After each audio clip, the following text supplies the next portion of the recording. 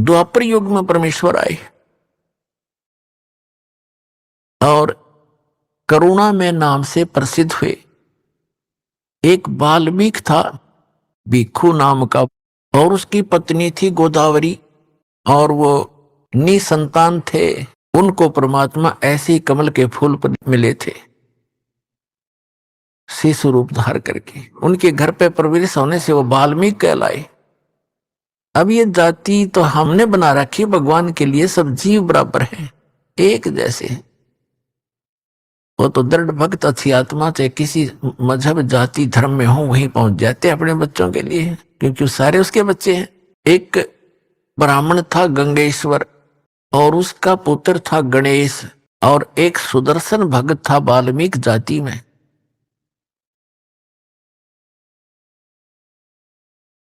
वो परमात्मा का भक्त बना जब करुणा में नाम से आए हुए थे सुदर्शन नाम का एक भक्त। और उधर से वो गणेश नाम का ब्राह्मण का लड़का था, वो भी कबीर परमेश्वर का शिष्य हुआ। और द्वापर युग में ब्राह्मण की कीमत अलग बहुत ज्यादा होती थी। तो गंगेश्वर नाम का जो ब्राह्मण था वो इस बात से घना दुखी था कि मेरा बेटा ब्राह्मण का लड़का एक वाल्मीकि का चेला बन गया, मेरी तो इज्जत का नाश कर दिया इसने। उसने परमात्मा को भी बहुत भला बुरा कहा, अपने पुत्र को भी बहुत कना प्रताड़ित किया। फिर वो बच्चा मान्या नहीं, वो उनका एक परम भक्त बना।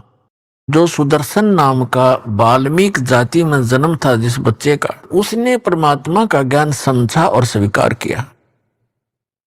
और उस सुदर्शन के माता पिता बहुत विरोध किया करते थे। वो श्री विष्णु जी के पुजारी थे और परमात्मा के उस ज्ञान को उन्होंने नहीं माना, लेकिन सुदर्शन जी ने बहुत अच्छे तरह से समझा। एक दिन क्या हुआ कि सुदर्शन जी ने बहुत प्रार्थना की और कहा, भगवान मुझे वो लोक दिखा दो जहां जिसकी आप चर्चा किया करते हो। परमात्मा बोले, बेटा जो मैं बता रहा हूं सो विश्वास कर ले भाई, गुरु के वचन पर विश्वास करना चाहिए। अच्छा जी, जैसे आपकी इच्छा। लेकिन वो जान गए कि इसके हृदय में जो वस्तु है, इसके डिमांड है, वह पूरी ना होगी तो यो नहीं मानेगा।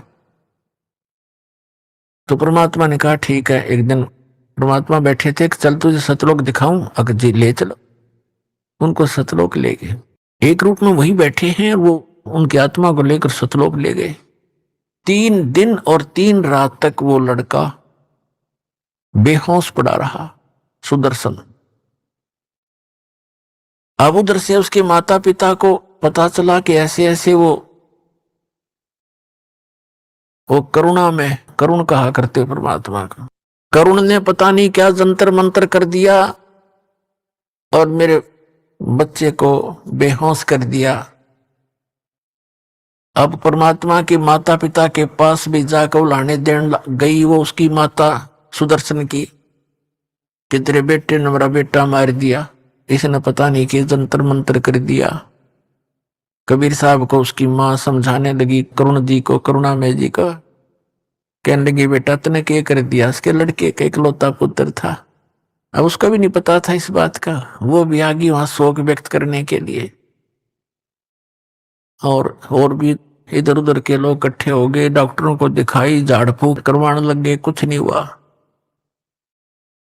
तो तीसरे दिन परमात्मा उसको लेकर वापस आए। उठते ही कहता है, सारे इकट्ठे हो रहे रिश्तेदार तक, वो करुण कहाँ है, करुण कहाँ है? वो तो